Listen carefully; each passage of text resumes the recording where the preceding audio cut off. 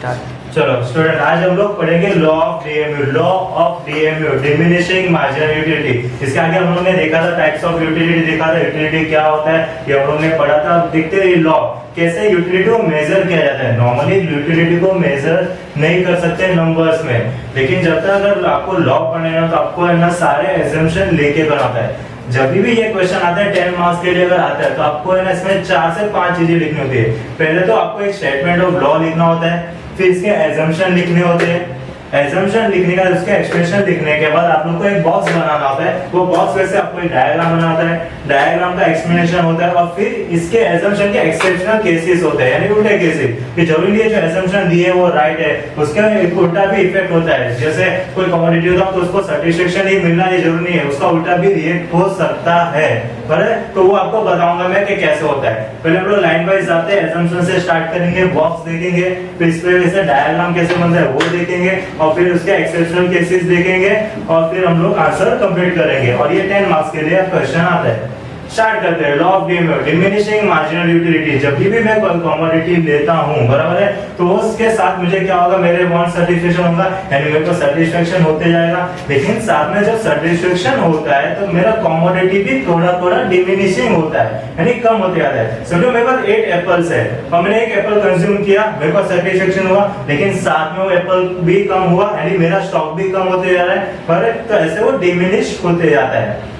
अब देखते हैं एजम्पशन में। एजम्पशन में आपको फर्स्ट दिया है कार्डिनल मेजरमेंट। कार्डिनल मेजरमेंट यानी इन्होंने बोला कि आप उसको नंबर में कंज्यूम कर सकते हो, यानी उसको मेजर कर सकते हो। देखो कैसे है ना, अभी मेरे को भूख लगा तो मैं मम्मी को बोला, मम्मी मेरे को 75% भूख लगा है, खाने को दो, तो मम्मी 75 चाटा मारेगी, बराबर है, क्योंकि मैं नंबर में कंज्यूम नहीं कर सकता हूँ, मैं उसको मेजर नहीं कर सकता हूँ। लेकिन मैं मेजर नहीं कर सकता हूँ ना, लेकिन यहाँ पे क्या है हम लोग ने दिखा है एजम्पशन, आपको एज्यूम करना है कि आप कर सकते हो, तो ये लॉ पढ़ सकते हो, नहीं तो नहीं पढ़ सकते हो। सेकंड ये आपको होमोजेनिटी। होमोजेनिटी मींस वो कमोडिटी का, वो गुड्स का साइज, शेप, कलर सब कुछ सेम होगा, वो चेंज नहीं होगा। तो ये भी नॉर्मली पॉसिबिलिटी नहीं होता है, लेकिन आप क्या पढ़ रहे हो, एजम्पशन पढ़ रहे हो, इसलिए पॉसिबिलिटी है। Next continuity.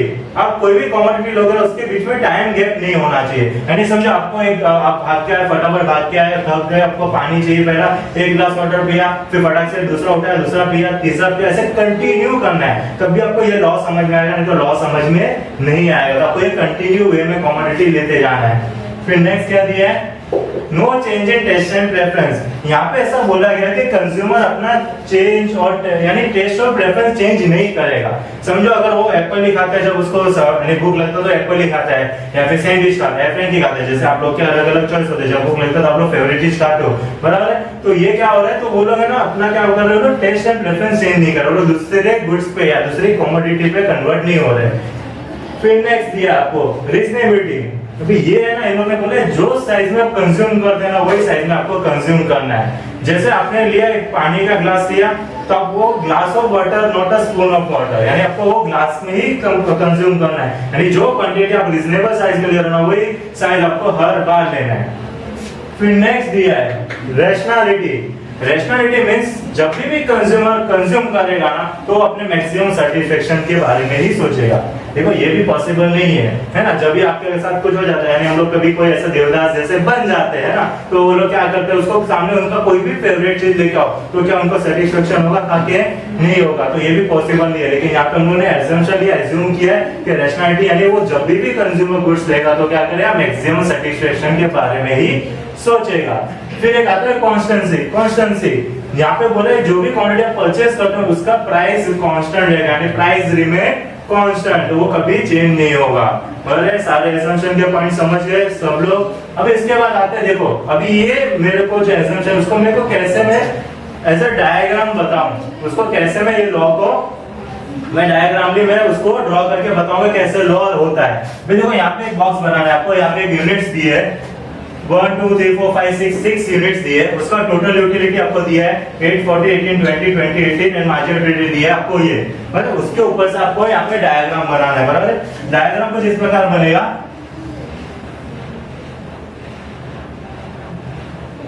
बराबर, अभी ये टोटल यूटिलिटी, मार्जिनल यूटिलिटी, एक ऐसा पॉइंट आता है, ये पॉइंट है जहां पे इसको क्या होगा, मैक्सिमम सेटिस्फेक्शन होगा, है ना। तो ये पॉइंट क्या है,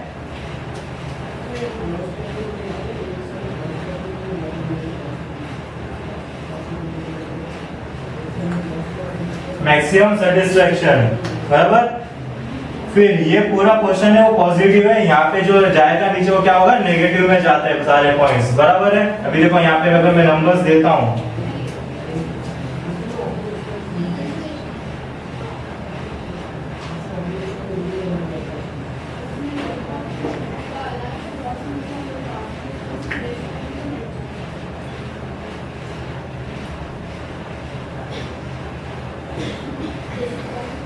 देखते हैं अभी कैसा दिया है। अभी आपको ये डायग्राम, आपने ये पॉइंट पे से डायग्राम बनाया, अभी डायग्राम का एक्सप्लेनेशन कैसे दिया, आपके जो गवर्नमेंट टेक्स्ट बुक में जो दिया है वो डिफरेंट है, हम लोग ने बराबर एक्सप्लेनेशन नहीं दिया है। इसका एक्सप्लेनेशन हम लोग देखते हैं और पढ़ते हैं और सुनते हैं, एक बार सुन लो तो एक बार में आ जाएगा, बराबर। हम लोग देखेंगे एट स्टार्टिंग पॉइंट और at initial stage the total utility equal to marginal utility. तो यहाँ पे जो पॉइंट है, यहाँ पे क्या है, TU equal to marginal utility, यानी दोनों पॉइंट एक ही जगह पे स्टार्ट हो रहे हैं। यहाँ पे देखो दोनों सेम है, तो total utility equal to marginal utility. अभी देखो यहाँ पे टोटल यूटिलिटी क्या हो रहा है, इंक्रीज हो रहा है ना। तो टोटल यूटिलिटी इंक्रीज, देखो यहाँ पे 8, 14, 18, 20 से क्या हो रहा है, इंक्रीज हो रहा है। मार्जिनल यूटिलिटी 8, 6, 4 क्या हो रहा है, डिक्रीज हो रहा है। तो यहाँ पे हम लोग लिखेंगे मार्जिनल यूटिलिटी डिक्रीज, ये हो गया सेकंड पॉइंट। फर्स्ट पॉइंट हम लोग का initial state total utility equal to marginal utility, फिर सेकंड पॉइंट है total utility increase marginal utility decrease. Third point total utility maximum marginal utility zero, है ना। यहाँ पे मार्जिनल यूटिलिटी क्या हो रहा है, जीरो हो रहा है। देखो यहाँ पे ये सेम पॉइंट पे यानी जीरो पॉइंट पे, ये स्टेज पे जहाँ पे मेरा टोटल यूटिलिटी क्या है, मैक्सिमम है, तो यहाँ पे हमारा मार्जिनल यूटिलिटी क्या हो जाता है, जीरो। फिर आगे जाते हैं तो टोटल यूटिलिटी क्या हो रहा है, डिक्रीज हो रहा है, बराबर। और मार्जिनल यूटिलिटी क्या हो रहा है, यहाँ पे देखो टोटल यूटिलिटी डिक्रीज, तो मार्जिनल यूटिलिटी क्या हो रहा है, नेगेटिव। तो ये हमारा यहाँ पे जाएगा नेगेटिव पॉइंट पे, ये हो गया -2, बराबर। ये हो गया हमारा नॉर्मल स्ट्रेंथ। अभी टोटल यूटिलिटी कर्व कौन सा है, अपवर्ड है। मार्जिनल यूटिलिटी कर्व क्या है, डाउनवर्ड है, बराबर है। ये अपवर्ड जा रहा है और ये डाउनवर्ड जा रहा है। फिर total utility curve always positive, देखो यहाँ पे एक भी नेगेटिव का साइन है क्या, नहीं है, तो total utility curve always positive. Marginal utility के curve positive, zero and negative, बराबर। पॉजिटिव, जीरो और नेगेटिव, ये आपका डायग्राम का एक्सप्लेनेशन है। आपको ये 6 पॉइंट तो लिखने ही लिखने हैं। पहले हम लोग ने क्या पढ़ा, एजम्पशन पढ़े, एजम्पशन के हम लोग ने 8 पॉइंट पढ़े, फिर एक बॉक्स बनाया, बॉक्स बनाने के बाद हम लोग ने डायग्राम बनाया, डायग्राम में हम लोग ने देखा डायग्राम के सारे पॉइंट्स देखे, 6 पॉइंट डायग्राम के होते हैं। अब इसके नीचे एक्सेप्शन के, यानी ये एजम्पशन के उल्टे केस, यानी मे बी ये हो सकता है और मे भी हो सकता है, डिफरेंट भी होता है। अभी देखो पहले वापस में ये वापस बता रहा हूँ, वापस सुनो क्या दिया है।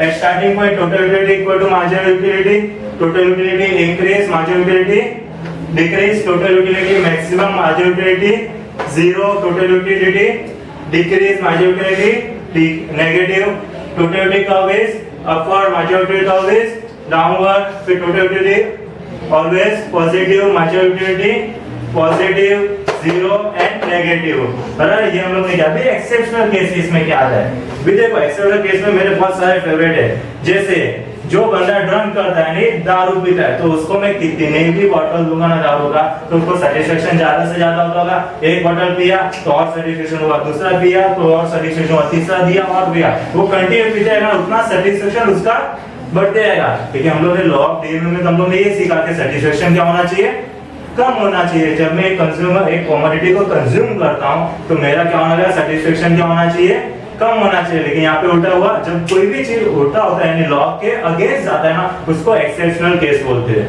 उसको क्या बोलते हैं, एक्सेप्शनल केस बोलते हैं। फिर आते हैं स्मोकर पे, जो लोग ज्यादा स्मोक करते हैं ना, तो उन लोग का सेटिस्फेक्शन कम होता है, ज्यादा होता है, ज्यादा होगा। जितना ज्यादा स्मोक करेंगे उतना ज्यादा हम लोग का सेटिस्फेक्शन लेवल बढ़ते आता है। फिर आते हैं म्यूजिक पे, बहुत जन से ऐसे होते हैं, आज का जो ट्रेडिशनल ट्रेंड चल रहा है ना, जिसको लोगों को ना म्यूजिक सुनना बहुत पसंद है, तो जितना ज्यादा म्यूजिक सुनते हैं उतना लोगों को सेटिस्फेक्शन होता है, बराबर है। फिर आगे आते हैं रीडिंग पे। अगर जिसको आज लोग बहुत जन ऐसे होंगे, आपके ग्रुप में भी होंगे जो नॉवेल पढ़ते होंगे, कॉमिक्स पढ़ते होंगे, तो उन लोग को जितना ज्यादा लोग पढ़ते हैं ना, उतना ज्यादा हम लोगों को क्या होता है, सेटिस्फेक्शन लेवल बढ़ते जाता है। फिर नेक्स्ट क्या था, रीडिंग हो गया, उसके बाद क्या था, माय सर, सबसे बेस्ट। और ये दुनिया का हर एक इंसान के लिए है।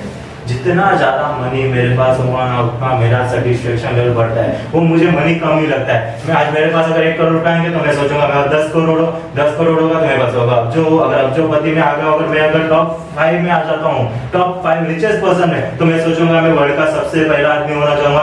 पर जो रिचेस्ट पर्सन में आएगा, नंबर 1 मेरी पोजीशन होनी चाहिए, तो उतना मेरा क्या है, सेटिस्फेक्शन लेवल बढ़ते ही जाएगा। बराबर। Thank you.